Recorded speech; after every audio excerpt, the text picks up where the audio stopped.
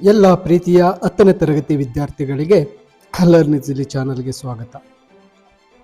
2025-26ನೇ ಸಾಲಿನ ನಿಮ್ಮ 10ನೇ ತರಗತಿ SSLC ಪರೀಕ್ಷೆ 1ರ ವೇಳಾಪಟ್ಟಿಯನ್ನು ಕರ್ನಾಟಕ ಶಾಲಾ ಪರೀಕ್ಷೆ ಮತ್ತು ಮೌಲ್ಯ ನಿರ್ಣಯ ಮಂಡಳಿ ಅಂದರೆ KEAB ಕಡೆಯಿಂದ ನೀಡಲಾಗಿರುತ್ತೆ. ಇಲ್ಲಿ ಆ ಒಂದು ಅಂತಿಮ ವೇಳಾಪಟ್ಟಿಯನ್ನು ಪ್ರಕಟಣೆ ಮಾಡಿರ್ತಾರೆ. ಈ ವೇಳಾಪಟ್ಟಿಯ ಪ್ರಕಾರ SSLC ಪರೀಕ್ಷೆ 18/3/2026 ಮಾರ್ಚ್ ತಿಂಗಳಿಂದ ಪ್ರಾರಂಭವಾಗುತ್ತೆ.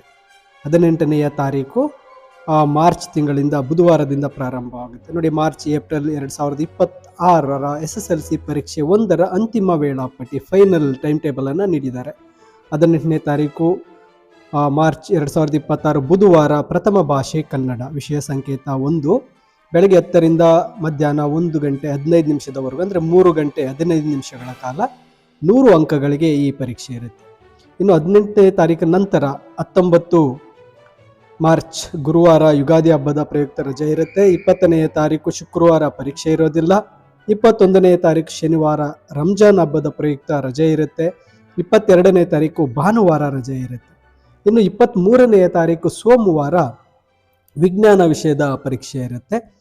24ನೇ ತಾರೀಕು ಮಂಗಳವಾರ ಪರೀಕ್ಷೆ ಇರೋದಿಲ್ಲ. 25ನೆಯ ತಾರೀಕು ದ್ವಿತೀಯ ಭಾಷೆ ಇಂಗ್ಲಿಷ್, ಸೆಕೆಂಡ್ ಲ್ಯಾಂಗ್ವೇಜ್ ಇಂಗ್ಲಿಷ್ ಪರೀಕ್ಷೆ ಇರುತ್ತೆ. ನಂತರ 26ನೇ ತಾರೀಕು ಗುರುವಾರ ಪರೀಕ್ಷೆ ಇರೋದಿಲ್ಲ. 27ನೇ ತಾರೀಕು ಶುಕ್ರವಾರ ಪರೀಕ್ಷೆ ಇರೋದಿಲ್ಲ. 28ನೆಯ ತಾರೀಕು ಶನಿವಾರ ಗಣಿತ ಪರೀಕ್ಷೆ ಇರುತ್ತೆ. ನಂತರ 29ನೆಯ ತಾರೀಕು ಭಾನುವಾರ ರಜಾ ದಿನ. 30ನೇ ತಾರೀಕು ಸೋಮವಾರ ತೃತೀಯ ಭಾಷೆ ಹಿಂದಿ ಪರೀಕ್ಷೆ ಇರುತ್ತೆ. ಇನ್ನು 31ನೇ ತಾರೀಕು ಮಂಗಳವಾರ ಮಹಾವೀರ ಜಯಂತಿ ಪ್ರಯುಕ್ತ ರಜೆ ಇರುತ್ತೆ. 1ನೆಯ ತಾರೀಕು ಕೆಲವು GST ವಿಷಯಗಳ ಪರೀಕ್ಷೆ ಇರುತ್ತೆ. ಇನ್ನು ಕೊನೆಯ ಸಬ್ಜೆಕ್ಟ್ ಸಮಾಜ ವಿಜ್ಞಾನ 2ನೇ ತಾರೀಕು ಏಪ್ರಿಲ್ 2ನೇ ತಾರೀಕು ಗುರುವಾರ ಕೊನೆಯ ಸಬ್ಜೆಕ್ಟ್ ಸಮಾಜ. ನೋಡಿ, ಮತ್ತೊಮ್ಮೆ ಟೈಮ್ ಟೇಬಲನ್ನು ನೆನಪಲ್ಲಿಟ್ಕೊಳ್ಳಿ. ಈ ಒಂದು PDF ನೀವು ಡೌನ್ಲೋಡ್ ಮಾಡ್ಕೊಳ್ಳಿ, ಈ ವಿಡಿಯೋದ ಡಿಸ್ಕ್ರಿಪ್ಷನಲ್ಲಿ ಇರುತ್ತೆ. ಮೊದಲು 18ನೇ ತಾರೀಕು ಪ್ರಥಮ ಭಾಷೆ ಕನ್ನಡ, ನಂತರ 23 ವಿಜ್ಞಾನ, 25 ಇಂಗ್ಲಿಷ್, 28 ಗಣಿತ, 30ನೇ ತಾರೀಕು ತೃತೀಯ ಭಾಷೆ ಹಿಂದಿ, ನಂತರ 2ನೇ ತಾರೀಕು ಏಪ್ರಿಲ್ ಸಮಾಜ ವಿಜ್ಞಾನ. ಈ ಪರೀಕ್ಷೆಗಳಿರುತ್ತೆ. ಇಲ್ಲಿ ನಿಮಗೆ ಒಂದು ಸಂತೋಷದ ಸುದ್ದಿ ಏನಪ್ಪ ಅಂದರೆ, ಇಲ್ಲಿ ನೀವು ಇಂಟರ್ನಲ್ ಮಾರ್ಕ್ಸ್ 20 ಅಂಕಗಳನ್ನು ಮತ್ತೆ ನೀವು ಪರೀಕ್ಷೆಯಲ್ಲಿ ತೆಗೆಯುವಂತಹ ಅಂಕಗಳನ್ನು ಒಟ್ಟು ಸೇರಿಸಿ ನಿಮಗೆ 33 ಅಂಕಗಳಿಗಿಂತ ಹೆಚ್ಚು ಬಂದರೆ ನಿಮ್ಮನ್ನು ಪಾಸ್, ಉತ್ತೀರ್ಣ ಅಂತೇಳಿ ಪರಿಗಣಿಸ್ತಾ ಇದ್ದಾರೆ.